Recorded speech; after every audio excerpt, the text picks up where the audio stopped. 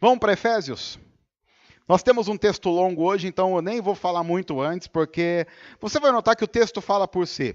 Paulo agora entrou em Efésios numa parte muito prática. Nos primeiros capítulos ele faz uma teologia da graça, por isso que nós demos o nome para essa série de A Vitória da Graça, e depois ele aplica isso de uma forma a mostrar como é que cristãos que compreenderam a graça devem viver.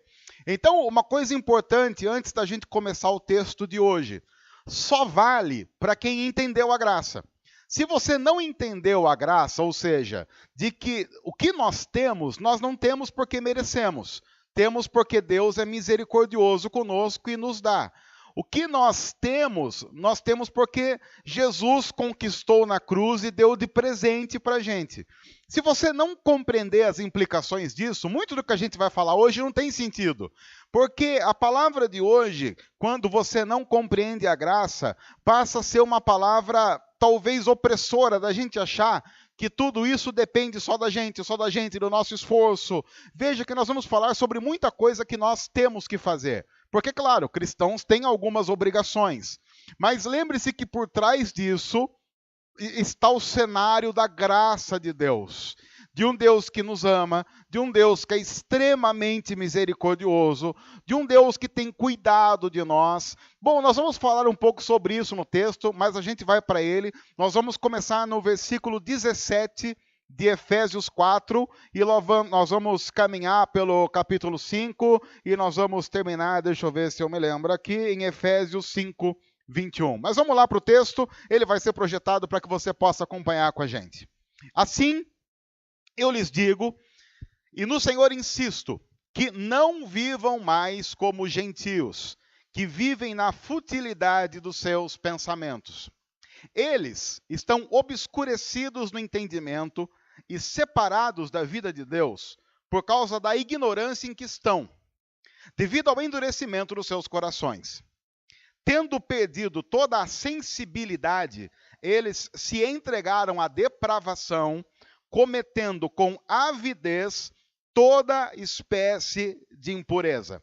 Paulo começa dizendo, há uma forma de viver que é uma forma de viver coerente com o Evangelho.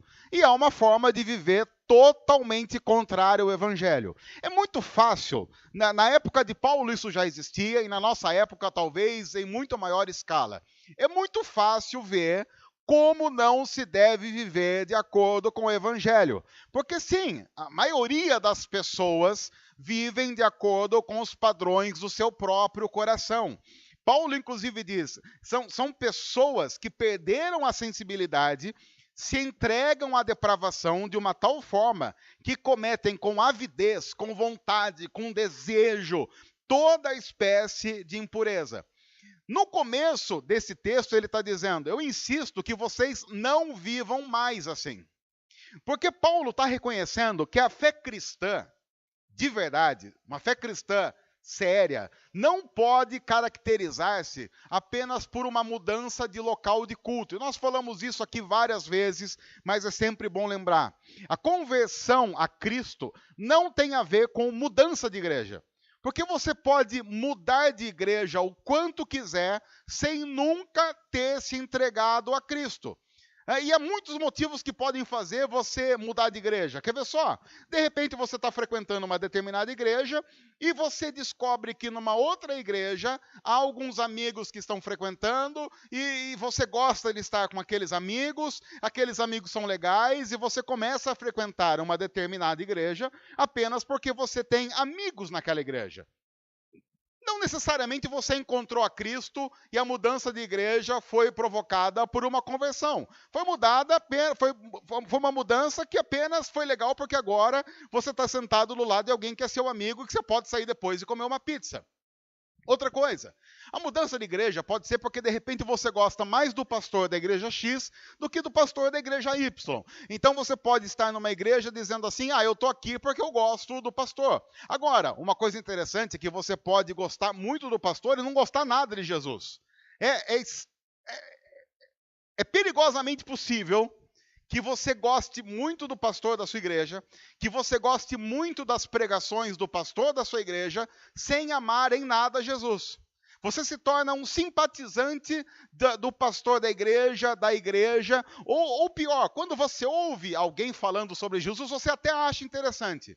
E você se torna, inclusive, um fã de Jesus. Você não é um seguidor, você é um fã. E esse é um perigo absurdo. Por quê? Porque vai acontecer que você vai separar todos os domingos à noite para exercitar o seu fanatismo à igreja e a sua simpatia a Jesus. E isso vai acabar exatamente no momento em que acabar o culto da sua igreja. De uma tal forma que quando der domingo lá pelas 6 horas, você está se preparando para o culto. Quando dá domingo 10, 11 horas, você já está se desmontando de culto. E a sua vida na segunda, terça, quarta-feira não mudou em absolutamente nada da vida que se tinha antes de, em tese, você frequentar a igreja X ou a igreja Y. O que faz com que a gente corra o perigo de ser um excelente membro de igreja e um péssimo cristão. Provavelmente, inclusive, isso é o que mais está na moda. Você ser um excelente membro da igreja e um péssimo cristão. E é muito possível que isso aconteça. Eu acho que não é possível você ser um excelente cristão e um péssimo membro de igreja. Você pode ser um membro de igreja um pouco mais crítico se for um ótimo cristão. Mas ser um bom membro de igreja e um péssimo cristão é muito fácil. Porque o que se espera de você, por exemplo, como um bom membro de igreja? Espera-se de você que no domingo à noite você esteja lá. Isso não é lá tão difícil de fazer, vamos combinar? A gente é relaxado, mas não é difícil de você estar aqui todo domingo, não é? O que pode impedir você de estar aqui todo domingo? Motivos que são, assim, altamente justificáveis. Diz aí, que você possa dizer assim, não, mas se acontecer tal coisa, é um motivo justificado para eu não separar 2 horas da minha semana inteira para juntar com outras pessoas e louvar a Deus. Diz aí. Qual é um bom motivo? Morte, se você morrer, a gente vai entender que você não venha. Morte de um parente em primeiro grau, a gente vai entender se você não venha. Morte de sogra, a gente já não vai entender, porque sogra não é parente, nem primeiro, nem segundo, nem terceiro, em grau nenhum. Bom, o que mais que pode ser um motivo para você não participar? Uma doença. Agora, por exemplo, resfriado leve, não vale. Unha encravada, não vale. Leve dor no tornozelo, não vale. Calvície, não vale. Bom, mas se você falar assim, estou com uma febre para mulheres, 39 graus, está valendo. Para homens, 37,5, está valendo. Porque, claro, tem todo o grau de tolerância à dor. Por quê? Porque Deus fez assim e não adianta a gente discutir. Homens sentem dores maiores que as mulheres, mesmo em situações menos drásticas. Isso é uma coisa da própria anatomia. Assim, a gente entende. Amém, homens? Quero até... Amém. É isso? Você pode frequentar todo domingo. Isso simplesmente não fazia diferença nenhuma. Você pode ser líder na igreja e isso não fazer diferença nenhuma. Você pode estar envolvido com vários ministérios da igreja e isso não fazer diferença absolutamente nenhuma. Por isso que Paulo está dizendo, eu insisto, e veja, ele está dizendo isso para a igreja. Lembre-se que a carta de Efésios é endereçada à igreja. Paulo só precisa dizer isso porque ele reconhece a tendência que nós temos de viver de uma maneira igual a qualquer pessoa que não conhece a Jesus. O texto continua. Todavia, não foi assim que vocês aprenderam de Cristo. De fato, vocês ouviram falar dele, e nele foram ensinados de acordo com a verdade que está em Jesus.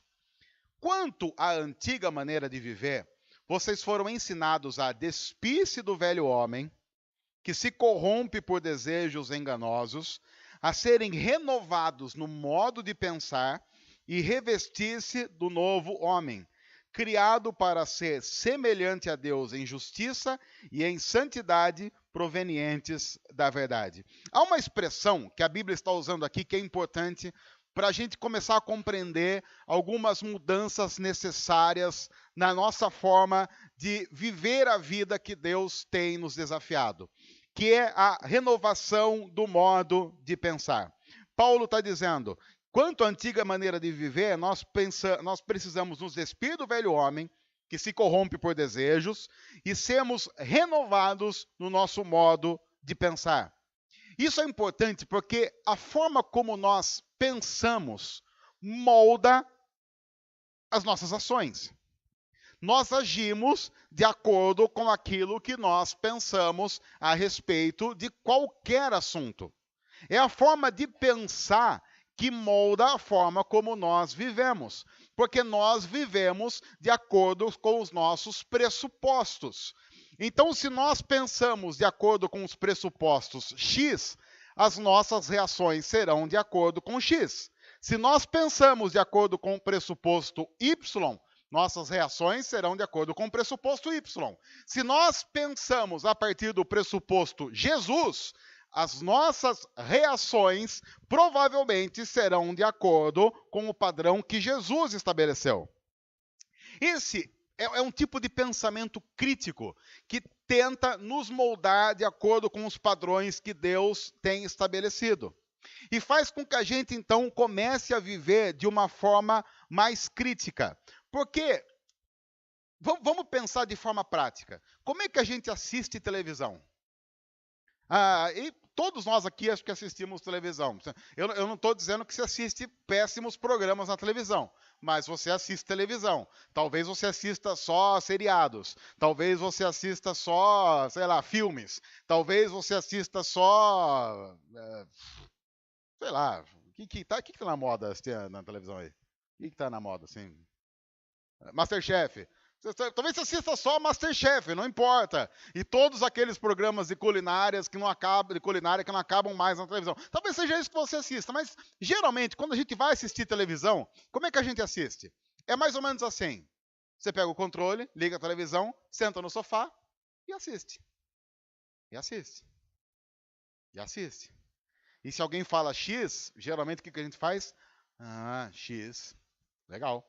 E se de repente 2 minutos depois, alguém fala Y, o que a gente diz?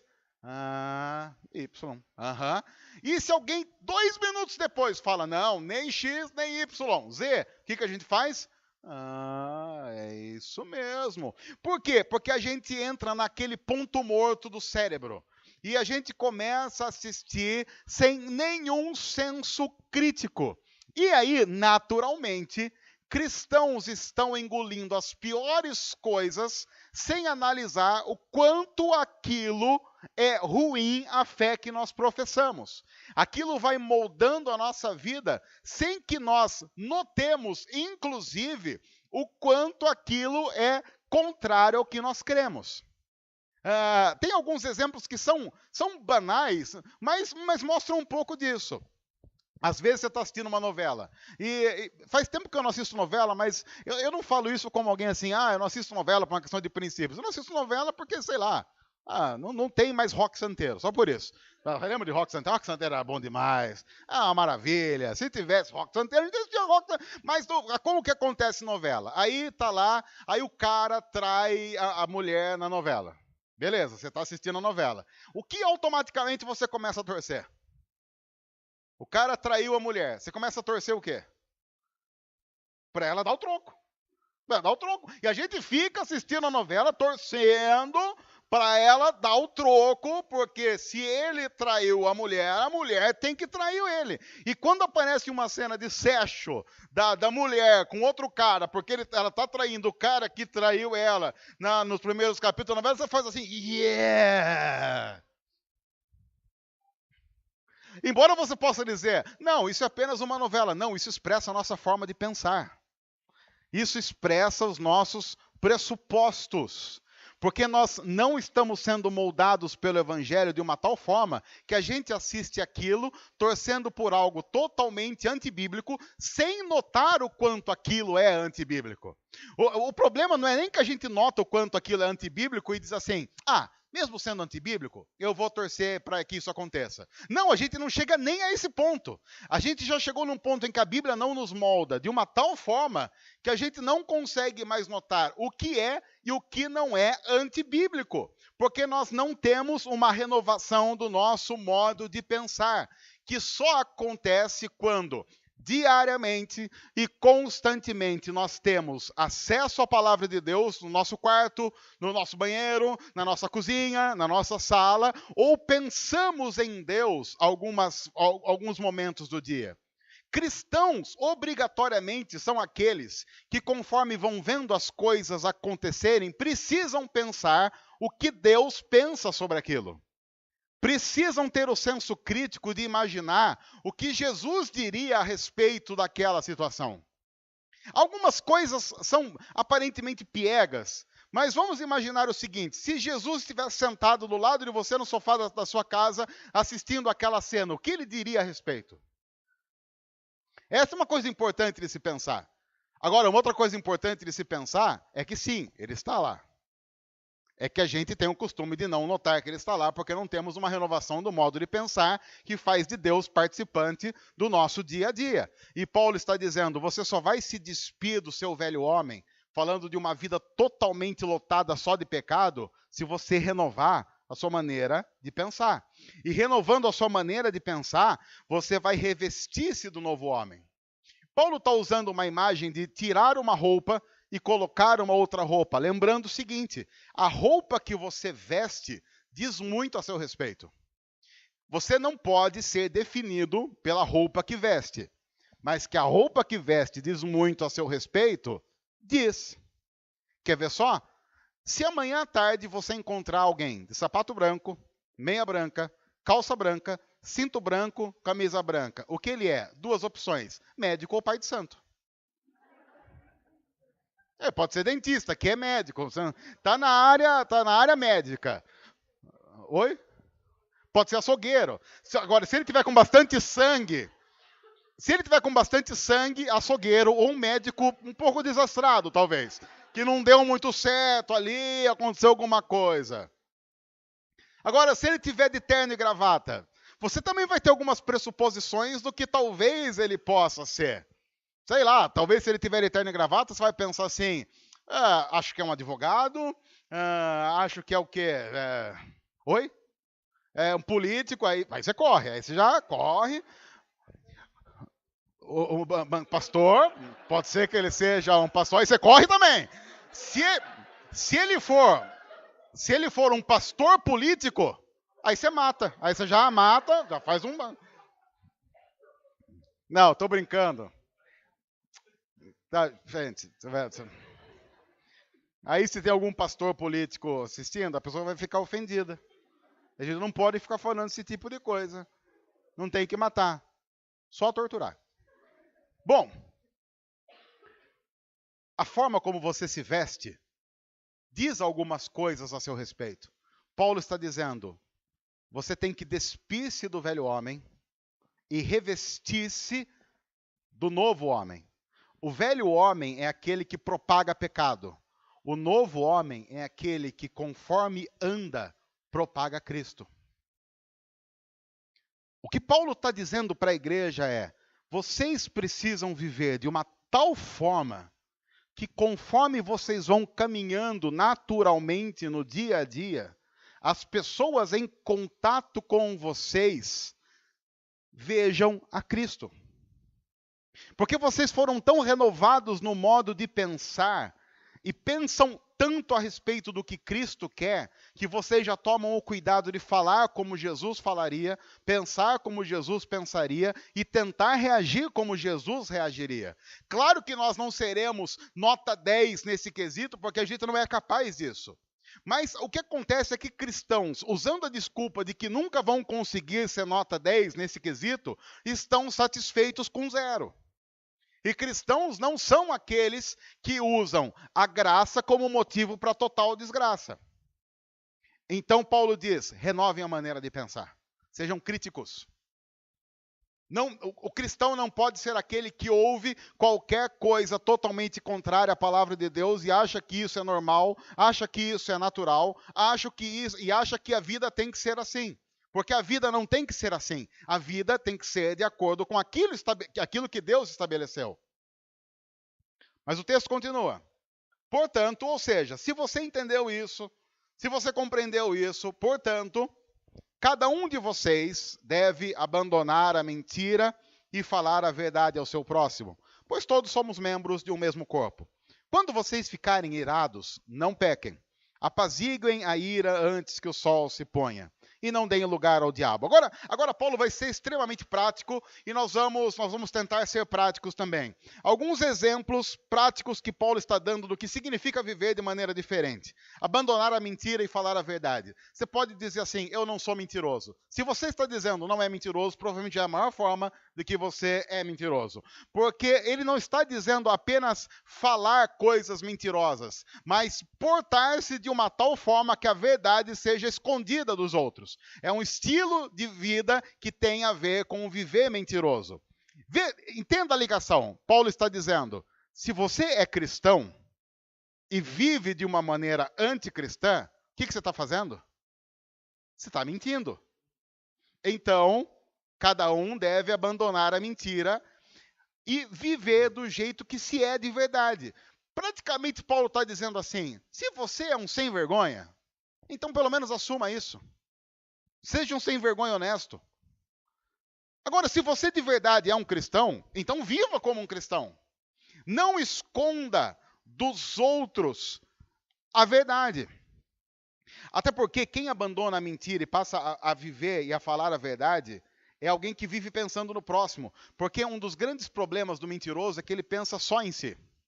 É a velha história de que quando alguém chega para você e pergunta se a roupa que ele está vestindo é uma roupa legal e a roupa que ele está vestindo não é uma roupa legal. O que geralmente você fala? Geralmente você fala assim, não, tá ótimo.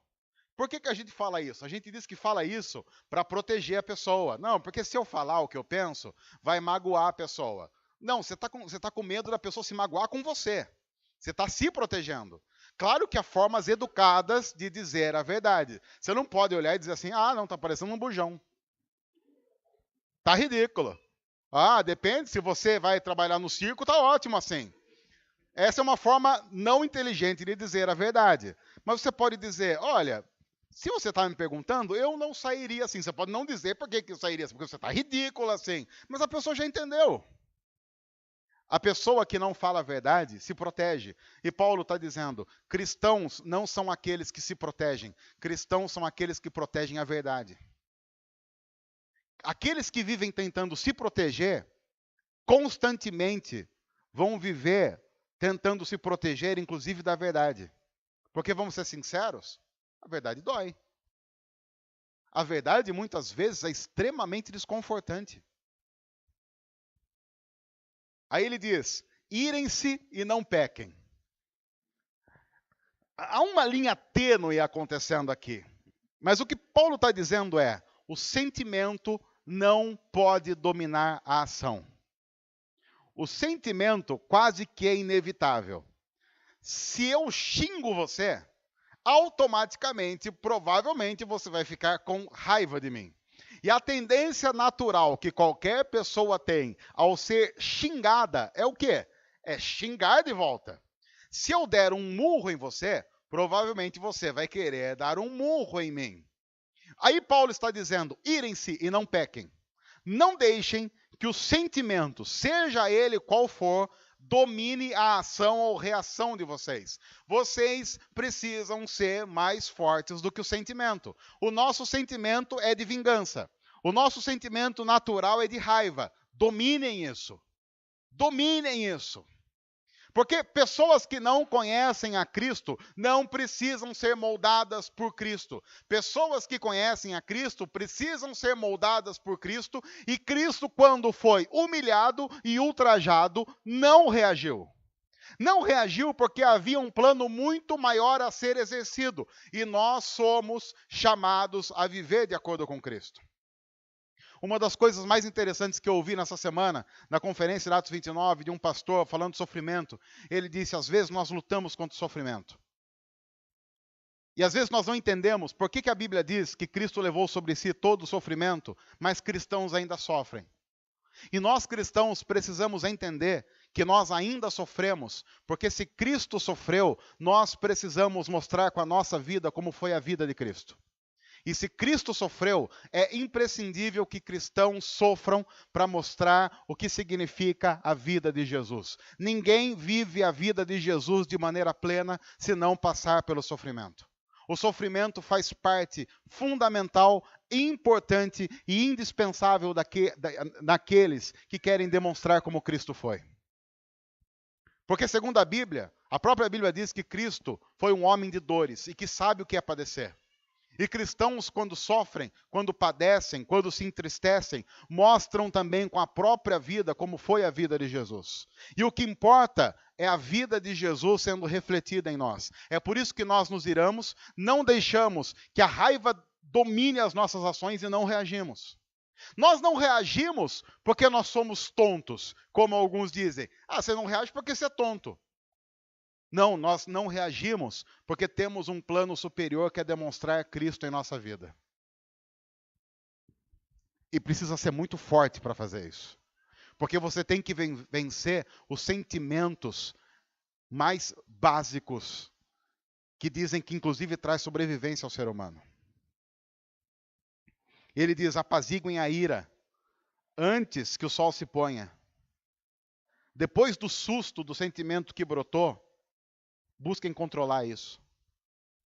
O que Paulo basicamente está dizendo é: deixa a poeira baixar, mas lembre-se de uma coisa. Depois que a poeira baixar, não deixe o tempo cuidar de tudo, porque o tempo não cuida. O que cuida de qualquer ferida é o Espírito Santo, que vai sarar as nossas emoções. Então apaziguem isso na cruz. Tem muita gente que diz: beleza, então tá bom, não vou reagir e vou deixar que o tempo cure. O tempo não vai curar. O tempo vai gerar um negócio chamado raiz de amargura. Se você quer arrancar uma mangueira, arranque no começo. Porque depois que você deixar aquela mangueira crescer, você pode até conseguir arrancar aquilo, mas vai dar um trabalho e vai quebrar muita coisa ao redor. Qualquer mágoa produzida no coração é assim. Se você não tratar disso e não cuidar disso, através dos princípios do cristianismo, logo no começo, aquilo vai crescer e vai comer você por dentro. E tem muito cristão por aí que está achando que o tempo faz um trabalho melhor e maior do que o Espírito Santo. Numa idolatria como se o tempo fosse... Eu não consigo entender cristãos que dizem: o tempo é senhor de tudo. Oi? Cristãos dizendo o tempo é senhor de tudo soa como uma idolatria pagã absurda. Porque o tempo não é senhor de absolutamente nada. Jesus é senhor de todas as coisas e do tempo. Mas o texto continua: o que furtava, não furte mais. Antes trabalhe, fazendo algo de útil com as mãos, para que tenha o que repartir com quem estiver em necessidade. Nenhuma palavra torpe saia da boca de vocês, mas apenas a que for útil para edificar os outros, conforme a necessidade, para que conceda graça aos que ouvem. Não furte mais, seja correto na forma de trabalhar e de receber dinheiro. Talvez você pense assim: não, isso não é comigo, porque eu sou extremamente correto no meu trabalho e eu faço dinheiro de uma maneira totalmente correta, ok? Então, se você faz isso, só falta agora, talvez, continuar o texto, porque o texto diz: faça algo de útil com as mãos, para que tenha o que repartir com quem estiver em necessidade. É interessante como isso vai quebrando muito na nossa forma de agir. Por quê? Porque nós trabalhamos para fazer dinheiro, para guardar dinheiro, para garantir o quê? O que nós precisamos garantir? O nosso futuro. Porque quem é que sabe o dia de amanhã, não é verdade? A gente precisa garantir o nosso futuro. A gente precisa ter lá uma reserva. Aí a Bíblia diz assim: bom, não furte mais, não furte, seja honesto, trabalhe corretamente, para que você, trabalhando corretamente, ganhe um bom salário para poder ajudar quem tem necessidade. Veja como o Evangelho desconstrói uma maneira muito natural de viver, porque eu sei que enquanto eu estou falando isso, perguntas do tipo: mas e se? Mas e se? Mas e se? Aí todas as respostas ao e se são: Deus sabe, Deus sabe, Deus sabe, porque o tempo não é senhor de tudo, mas Deus é o senhor do amanhã. O tempo não é senhor de tudo, mas o amanhã pertence a Deus.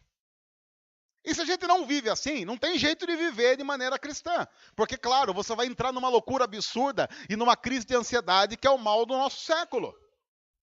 Ou eu definitivamente creio que Deus sabe e controla, ou eu vou entrar em crises absurdas com relação ao futuro. Quer ver só? Vou dar aqui alguns números atuais. Se tudo correr bem, olha só, expectativas maravilhosas, independente do que aconteça, se tudo correr bem, nosso país volta ao nível de atividade econômica de 2 anos atrás, em 2023. Olha que beleza. Aê, viva, aê, oba. Faltam só 17, 18, 19, 20, 21, só mais 7 anos. Ei, daqui 7 anos, se tudo der certo, o nível da atividade econômica em nosso país volta como estava em 2014. Olha aí, só mais 7 anos. Aguenta aí. Só mais 7 anos. Tá ok? Mas se tudo correr bem, hein? Vamos torcer aí. Se acontecer alguma coisa, a gente já posterga. Vamos arredondar para 2025. Então, em 2025, nós vamos estar provavelmente na condição que estávamos em 2014. Agora, segundo os estudiosos, em 2025 o mundo será provavelmente muito diferente do que o mundo era em 2014. Então, é claro, a mesma realidade financeira de 2014 sendo exercida em 2025 trará resultados totalmente diferentes do que os nós já conhecemos. Então, esqueça. Isso só mostra, e conforme eu vou lendo essas coisas, sim, são análises muito bem colocadas, mas você vai vendo análises econômicas, sociológicas, políticas, e você vai vendo algumas palavras que eu gostaria que você destacasse como provavelmente, provável, se tudo der certo, se os prognósticos se confirmarem. É tudo no vamos ver se dá. Aí a gente, como cristão, olha para aquilo e você tem duas opções. Pensar seriamente em se matar, ou a outra opção, o amanhã pertence a Deus. Eu vou dormir. São duas opções que tem a ver com renovar da forma de pensar. Você tem a opção de começar a ter um pouco de taquicardia, sudorese e tremelique. Ou então dizer, bom, vamos dormir. Há alguma coisa que você possa fazer a respeito?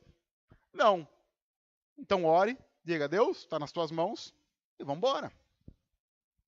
Isso faz, inclusive, com que alguns cristãos parem de querer matar Dilma. Eu queria só lembrar que querer matar Dilma não é um sentimento cristão. Como também querer matar o Temer. Ou querer matar o Lula. Ou querer matar qualquer pessoa, não importa. Se você, porque tem cristão que ele acha que a solução passa por um viés político-econômico. A solução passa pela intervenção de Deus na vida de cristãos sérios, que revestindo-se de uma maneira cristã de viver e renovando o modo de pensar, vão agir de acordo com os princípios do reino e compreender que, independente do que aconteça, tudo acontecerá para a glória de Deus. Porque Deus é soberano e controla a história. Isso basta. Isso faz com que os problemas deixem de acontecer? Não. Mas faz com que a gente comece a entender os problemas de uma perspectiva inovadora. Mas tem mais. Nenhuma palavra torpe saia da boca de vocês. Ou seja, se vai falar, fala o que edifica. Porque sim, tem cristão por aí que se você bater no liquidificador, as coisas que ele fala durante o dia, fica pior do que suco detox. Entendeu? É pior que, sei lá, eu ia falar um negócio que, sei lá, talvez fosse até chatear alguns. Como eu não ligo para isso, alguns cristãos falam tanta besteira, mas só besteira, mas só besteira, mas só besteira, que se você condensar aquilo que eles falam, você pode tomar e chamar de Herbalife. Do tipo, aquilo é muito... Não é Herbalife? Eu sei que algumas pessoas aqui que gostam de Herbalife, é só uma brincadeira. Eu, assim, adoro. Tem aquele Herbalife, tem aquele sabor bem gostoso de Herbalife, aquele sabor o não inventaram ainda. Aquele sabor do Herbalife é o mais gostoso. Aí o pessoal que gosta do Herbalife xingando a gente em 3, 2, 1. Pessoal indignado agora mandando negócio no YouTube, comentando o vídeo. Sou vendedora da Herbalife. Se você é vendedora da Herbalife, meu irmão, continue vendendo Herbalife, não tem problema. Mas nos dê apenas o direito de dizer. Bom, um abraço aí o pessoal da Herbalife. Abraço a todo mundo também. Vamos lá. Vamos voltando para o texto. Eu começo a falar essas coisas, o Nando, ele fica com preocupação, porque depois o pessoal manda e-mail para lá. Essa semana hackearam o nosso site. O pessoal fica com raiva, eles ficam hackeando o nosso site. Eu não sei se você sabia que o nosso site foi hackeado. Se você tentou entrar no nosso site nas últimas 2 semanas, você não conseguiu. Ele foi hackeado. Pô. Quem hackeou a produção? Não conseguimos achar. Conseguimos só sanar. Agora já está no ar de novo. Ele foi hackeado. Quero dar um abraço pro pessoal que hackeou nosso site também aí. O pessoal hackeou e vai hackear, fazer o quê? Hackeia, a gente põe de volta. Um abraço, pessoal, valeu. Bom, vamos voltar para o texto. Não entristeçam o Espírito Santo de Deus, com o qual vocês foram selados para o dia da redenção. Livrem-se e vejam como uma nova fé molda a forma como a gente vive. Cada aspecto da nossa vida tem que ser revisto à luz do Evangelho. Então veja, livrem-se de toda amargura, indignação e ira, gritaria e calúnia, bem como de toda a maldade. Sejam bondosos e compassivos uns para com os outros, perdoando-se mutuamente, assim como Deus perdoou vocês em Cristo. Portanto, sejam imitadores de Deus como filhos amados, e vivam em amor, como também Cristo nos amou e se entregou por nós como oferta e sacrifício de aroma agradável a Deus. Entre vocês não deve haver nem sequer menção de imoralidade sexual, nem de qualquer espécie de impureza, nem de cobiça, pois essas coisas não são próprias para os santos. Não haja obscenidade, nem conversas tolas, nem gracejos imorais, que são inconvenientes. Mas, ao invés disso, ação de graças. Porque vocês podem estar certos disto. Nenhum imoral, nem impuro, nem ganancioso, e o ganancioso é idólatra, porque para ele o dinheiro passa a ter status de Deus, tem herança no reino de Cristo e de Deus. É interessante porque ele está dizendo, como filhos amados, vivem em amor como Cristo também, e como ele se fez oferta e sacrifício de aroma agradável a Deus. O que Paulo está lembrando é, lembram-se que vocês estavam em profunda inimizade com Deus por causa do pecado, e não havia nada que a gente podia fazer para ficar em paz com Deus? E que Jesus fez isso no nosso lugar? Vocês se lembram que Jesus viveu uma vida perfeita para agradar um Deus perfeito? E que ele foi à cruz no nosso lugar, teve sobre si os nossos pecados sendo imputados, ressuscitou porque Deus aceita esse sacrifício, que era o único sacrifício que Deus poderia aceitar, porque é o único sacrifício perfeito. Vocês se lembram disso? Lembram-se que Jesus fez isso para que a gente se tornasse amigo de Deus de novo? Não peguem isso e joguem no lixo. Não cuspam em cima disso. Não joguem o nome de Jesus no chão e passem por cima. Porque todas as vezes que nós vivemos de maneira indigna, nós estamos dizendo que aquilo que Jesus realizou na cruz não serve para nada, porque não serve nem para mudar a nossa vida. Porque há muitos cristãos achando que o que Deus realizou na cruz foi algo importante para nos dar um passaporte para poder ir para o céu quando a gente morrer, mas que não tem capacidade nenhuma de moldar a nossa vida aqui e agora. Porque o que importa é o que Deus trate do que vai acontecer depois da morte. Porque antes da morte, cuido eu. Paulo está dizendo, não é assim que se vive alguém moldado pela cruz. Gente, a gente sabe muito bem da realidade. É assim que a igreja tem vivido. A igreja tem vivido em seus vários aspectos e em muitas teologias, de uma maneira que exacerba-se a vida no aqui e agora, em detrimento de qualquer coisa que tenha a ver com o futuro e com a eternidade. E o texto continua: ninguém os engane com palavras tolas, pois é por causa dessas coisas, dessas obscenidades, imoralidade, ganância, ira, amargura, que vem a ira de Deus sobre os que vivem na desobediência. Portanto, não participem com eles dessas coisas. Porque antes vocês eram trevas, mas agora são luz no Senhor. Vivam como filhos da luz.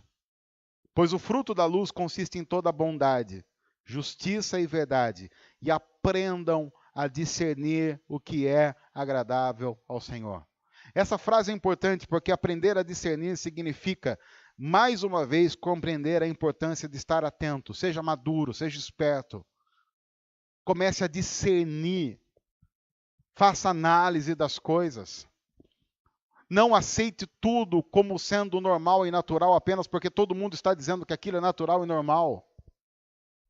E a consequência de um mundo louco, a gente vê acontecendo por aí. Aconteceu essa semana lá em Nice, na França, aí o pessoal fica discutindo assim, ó. Quando acontece uma desgraça na França, todo mundo reclama. Quando acontece na Nigéria, ninguém fala nada. Quando acontece uma desgraça nos Estados Unidos, todo mundo reclama. Quando acontece na Síria, ninguém fala nada. E aí, vocês já notaram o que está acontecendo? Ninguém está ligando para nenhum dos dois. Porque quem não liga para o que acontece nos Estados Unidos, liga para o que acontece na Síria, está mais indignado com quem liga para o que acontece nos Estados Unidos porque pelo que efetivamente aconteceu na Síria. E no fundo, ninguém está ligando para ninguém, apenas para as posições políticas e ideológicas que você carrega no peito. Isso é extremamente estúpido. Porque isso é extremamente anticristão. Porque cristão chora a desgraça quando fica sabendo da desgraça. Agora, se eu vivo num país e com um meio de comunicação que não me dá a possibilidade de conhecer e reconhecer todas as desgraças que acontecem no mundo a despeito da comunicação rápida como acontece, pelo menos que o meu Cristo me chame a chorar pela desgraça que eu conheço. E não para ficar buscando desculpa para o meu não choro da desgraça por não reconhecer a desgraça do outro como maior ou menor. O que eu estou dizendo é, se você não ficou conhecendo e sabendo da desgraça na Nigéria, então chore pela desgraça em Nice. Porque sim, crianças estão morrendo na Nigéria por causa do Boko Haram. Mas a foto que eu recebi nessa semana foi de um corpo de uma criança do lado de uma boneca em Nice. Então eu choro por aquilo que chega aos meus olhos. Eu não sou seletivo no meu chorar. Não sou seletivo na minha indignação. Mas também não fico buscando desculpa idiota para não chorar, pelo menos por aquilo que os meus olhos veem e o meu coração está sentindo.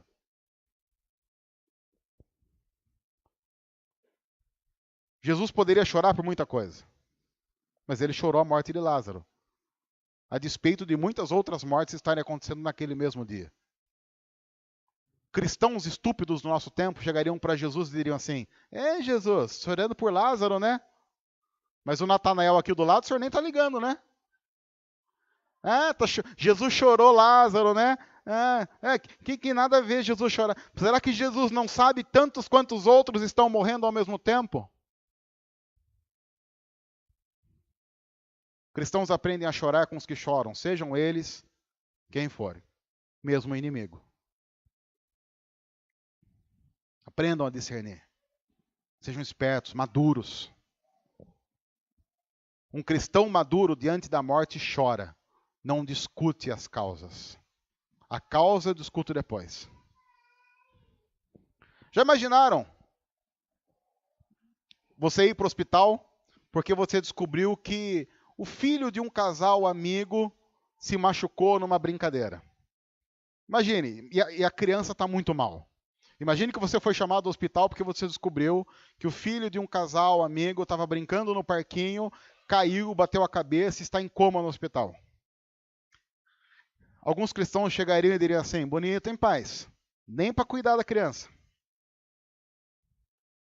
Quem é que devia estar cuidando da criança e não cuidou? Uma grande parte dos cristãos só saberia dizer isso. Eu vou lá para o hospital, mas olha, vou dizer, hein? Que porcaria de pais que esses aí são. Ou eu posso chegar, dar um abraço nesses pais, orar por eles, chorar com eles e dizer, a despeito de qualquer coisa do que acontecer, eu estou aqui. Qual é a opção mais cristã? A opção mais cristã é evidente. A opção que a gente mais vê é da indignação, é da falta de bondade, é de viver como filho das trevas, tentando achar a culpa onde não há culpa. E não tentando colocar graça na desgraça. E aí o texto diz: não participem das obras infrutíferas das trevas, antes exponham-nas à luz, porque aquilo que eles fazem em oculto, até mencionar é vergonhoso. Mas tudo que é exposto pela luz torna-se visível, pois a luz torna visíveis todas as coisas. Por isso é que foi dito: desperta, ó tu que dormes, levanta-te dentre os mortos, e Cristo resplandecerá sobre ti. Tenham cuidado com a maneira como vocês vivem, que não seja como insensatos, mas como sábios, aproveitando ao máximo cada oportunidade, porque os dias são maus. Aproveitem a oportunidade, os dias são maus. Portanto, não sejam insensatos, mas procurem compreender qual é a vontade do Senhor. Não se embriaguem com vinho, que leva à libertinagem, mas deixem-se encher pelo Espírito, falando entre si com salmos, hinos e cânticos espirituais, cantando e louvando de coração ao Senhor, dando graças constantemente a Deus Pai por todas as coisas, em nome de nosso Senhor Jesus Cristo. Sujeitem-se uns aos outros, por temor a Cristo. Paulo, inclusive, dá uma receita. Falem entre si com salmos, hinos e cânticos espirituais. É uma forma que Paulo está dizendo: ao conversar, conversem sobre o que a Bíblia diz. Ao falar com outras pessoas, falem a respeito da perspectiva de Deus. Aproveitem, os dias são maus. Os dias são maus. Não deixem de lembrar que os dias são maus. E os dias tendem a nos levar naturalmente para muito longe de Deus.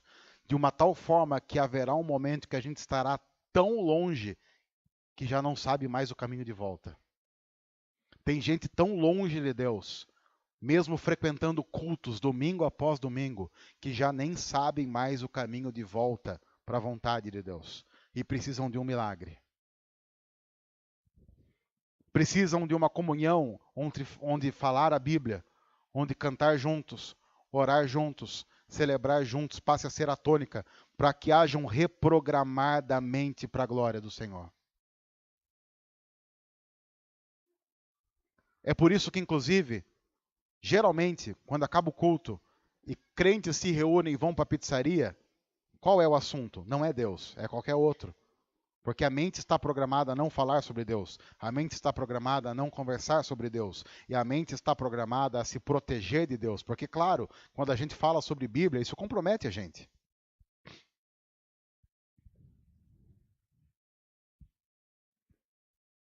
É por isso que Paulo, inclusive, aqui no meio, ele diz: não se embriaguem com vinho. Ele está dizendo: olha, sejam sensatos.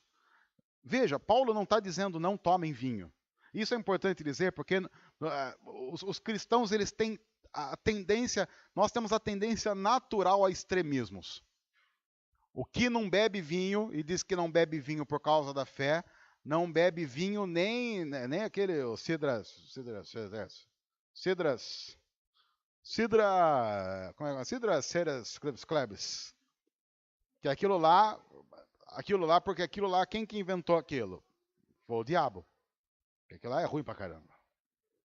Aquilo ali, Herbalife. Se você misturar Herbalife com Cidra Cerezer, então, meu Deus do céu, aquilo é um coquetel Molotov.